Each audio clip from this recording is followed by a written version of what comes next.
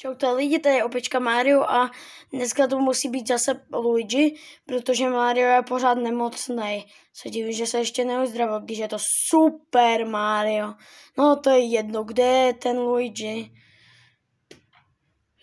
Už na něho čekám tak 20 minut. Ty vogo, co tady děláš, Luigi? Nic, to jsem si prostě jenom tedy zaletěl z Ameriky. Do Itálie a dám si dělal pizzu z pizzerie Luigi.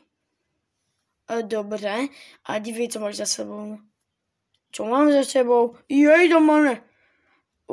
Je parazit. Bum, bum, bum. Bum.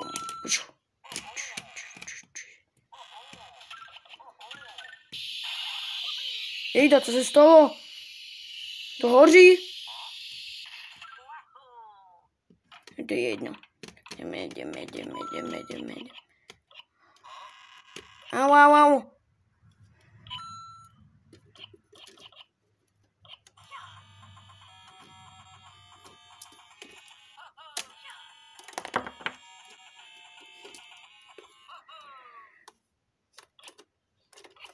Čo? Ty wow. Co budu zhodit? Tak už je mrtvej. Hard level. Co, Luigi, co to bylo? Já nevím, asi to hard level, to znamená jako, že to bude těžký level, protože těžký, to bude lehký, jak to je, jako facka. Hej, tak to je. Točíme to. Tak ještě ty. Ty brďo, čilo brďo.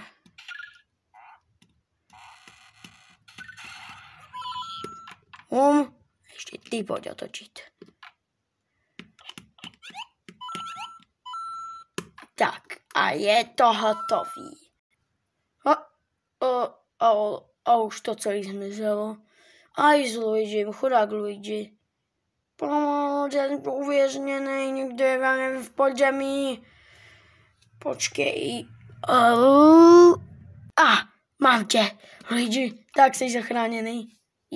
Díky. Dejte like a odběr.